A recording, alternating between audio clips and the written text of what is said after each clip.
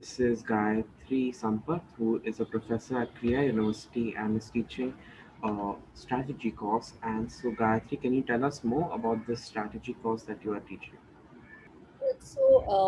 Thanks, Johan. So strategy in an MBA course, which is where I largely teach, is offered to students in the first year, typically at the end of their first year. So it would come in either semester 2 or trimester 3, depending on whether the university follows a semester or a trimester system. And the purpose of this course is really to help students appreciate how different areas of a business, which is marketing, finance, HR, operations, IT, all of them come together and how they impact decisions which CEOs of companies make. Now, as you may know, decisions that CEOs make are often related to questions of growth, questions of survival, questions of remaining relevant when the world around us is changing so rapidly. And again, decisions like these cannot be made without integrating all other aspects of the business, which is why you need to have a working knowledge of what is marketing, what is finance, etc. And that's why strategy is always positioned towards the end of the course. Now, at the end of the first year, you go on to the second year, and there could be follow up courses on strategy, which relate to either implementation or digital transformation or mergers and acquisitions or international business. So what happens is you are introduced a subject in the first year which has many branches. uh, you could explore either of these branches through the electives in the second year. Now, electives in a B school are typically meant to be a deep dive into certain areas of interest. So I might just be told that globalization is a phenomena of interest, or China is a growing superpower to be watched in my basic strategy course in the first year. But when I do international business as an elective in second year, I will spend more time in terms of understanding why is China so critical to the rest of the world. Okay.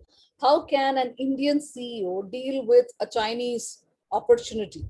Okay. How does an American business look at entry options into China, Vietnam, India, blah, blah, blah. Okay.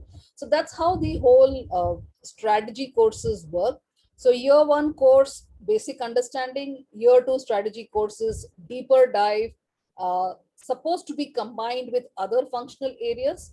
Now, at the end of these courses, at the end of 2 years or 18 months or 1 year, which is how many B schools can actually be structured across the globe, what you should have is a working knowledge of many things and a definitely deeper knowledge on a couple of things. So all these courses have to be looked at as complementary to each other. Great. And yeah, so my next question is, so students who are interested in the strategy or who are interested in an MBA, how can they prepare for the strategy section of the All right.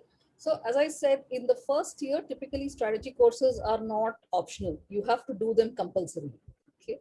Now, one could choose to either um ace the course, or one could just skim the surface. Okay. Now, if you're looking to skim the surface or just treat it as any other course, you just need to read all the material that your professors throw at you. And usually there's a lot of material. Okay. But if you want to ace the course and you really want to become a manager par excellence or a CEO in future, what you need to do is you need to engage with the material. Now, when I say engage with the material, it means going beyond just the reading of the matter that is given to you and thinking about it. Now, again, thinking about it does not mean you strike a thinker's pose and say, okay, now let me think about the material. You have to be able to relate it to what happens in the everyday business world. Now, everyday business world is usually reported in the media.